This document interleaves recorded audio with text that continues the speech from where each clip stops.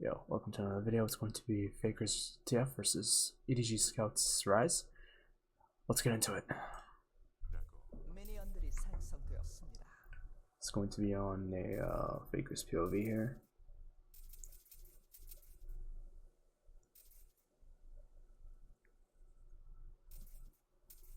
We do have Poppy on our side in the jungle versus Talon on the other side. For EDG. Now here Faker, just getting this ward down, and this ward is really good for just early information to know where Talon will end up, routing towards. And because we have cannon top, we don't really need priority in the lane. And so, any crab fight that we do end up taking is completely, it's okay. So again, TF just playing the lane really slowly, opening it by letting Scout get first autos on the wave, and here Scout is just looking for auto to auto. However, Scout shouldn't win this if the auto extends because of E-start on TF.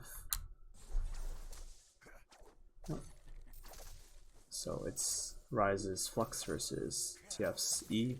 Unfortunately, not able to get the last auto off there. And now we're just making sure we're autoing minions as much as possible, right? Here you're going to see a slight pause. The reason this was a slight pause is because TF has E up. If Rise goes in for an auto, this could actually mean that we just attack Scout's HP.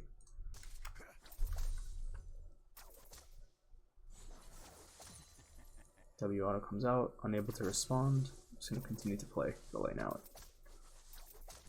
Now right here, Scout should hit level 2, so we want to just space back. Yep, so we space back.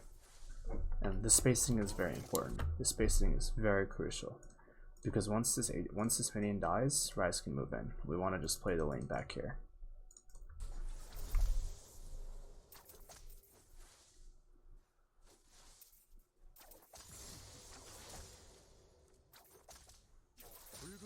Red card comes out. This is just a match wave clear, and so it seems like TF does want to play for. If he throws out the next red, he's going to play for prio, which means that because there is potential push in mid and potential push in bottom, Poppy can path down and it'll force Talon to go onto the opposite side unless Talon started bot side. This also means that we're going to see Faker mostly just play inside of like the south side of the lane. He's not really going to touch the north side because it's too dangerous, because Talon can angle himself up there.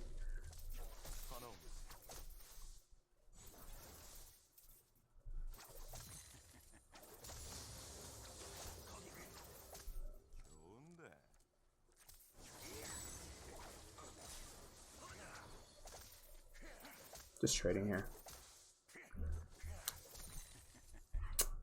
Alright, okay. So they paused, that's fine. Let me unpause to show you a better freeze frame. Hold on.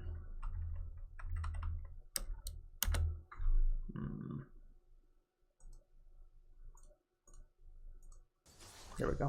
We're back. Okay, so I can't talk about it yet. That's fine. That sucks. That's okay. Scout has to recall here. Now all TF wants to do is, this is like him finding, like if your opponent is recalling, all you can do is just like stop the recall. So you want to actually max range the Q at the very last second. Yep. Scout's forced to stay for this next wave now, which is super unfortunate. And now we can continue to play the lane out. Because Scout's going to have an issue recalling on wave 5 because this is wave 4, and he can only shove out wave 5 and then get a reset on 6, which is going to be a cannon minion, and if he doesn't get the wave in his angle, then he's just going to lose minions. But it's very important that Rise stays in the lane here because Scout can't actually lane.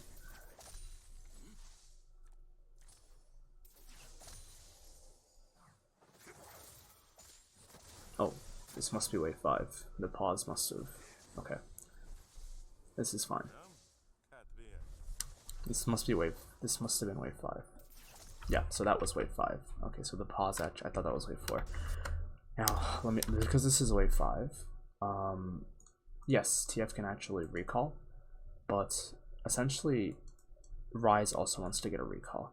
On this wave, Rise has a timer to recover the lane phase, essentially, because he's going to have a time where this is where where Faker will reset and Scout will also reset, which means that now Scout can come back with full mana, Faker will be back, and it'll actually be in favor of the well, it won't be in favor of anyone because we're gonna have to see how the lane plays out, but Rise will be not in a disadvantage anymore as much as he is now. But if Faker just stays and continues to shove in wave 6, it actually forces Rise to teleport, which is going to be quite good. Like, Scout can't stay in this lane. He should materialize this, and now he's just going to crash the wave and recall, and it'll force Scout to now have to come back into the lane. Yep. Faker's gonna recall.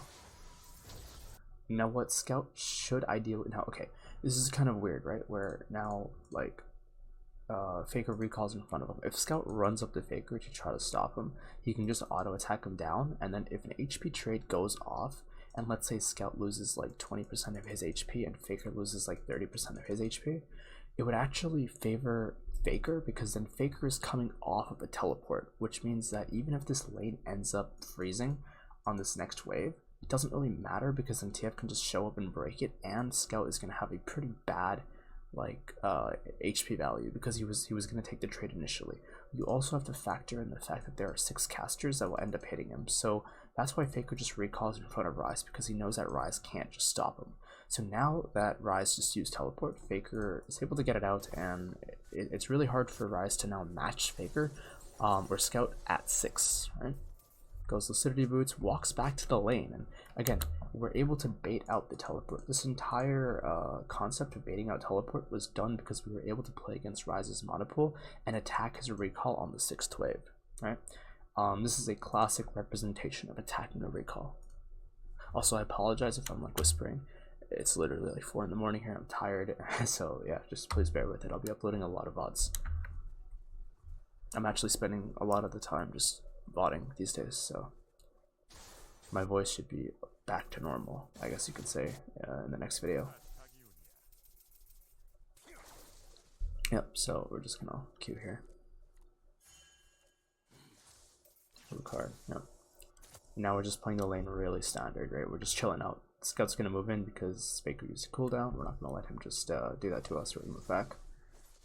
Doesn't find a Q here.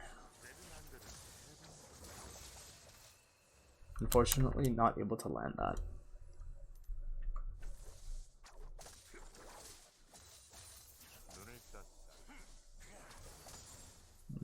Yeah.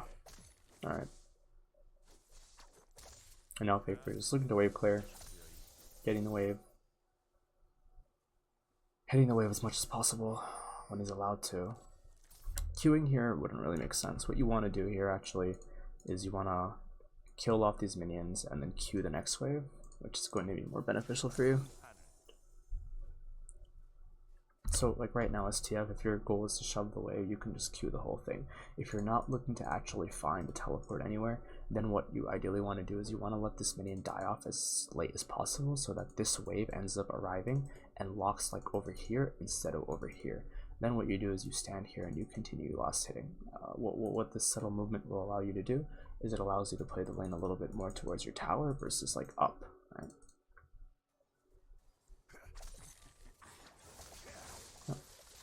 Goes ahead and opts to just shove the wave out. He's gonna probably just red card now. And now what we're gonna do is we're gonna auto and queue the whole thing, work on the cannon minion, and then we're gonna move out of Fog of War. Oh. There we go. Place the ward down, getting vision, and this is very crucial because now Faker can go ahead, move into the river, find vision, and then this of course will allow him to make plays. Now all you do as TF is you just want to try to find a side lane roam, right?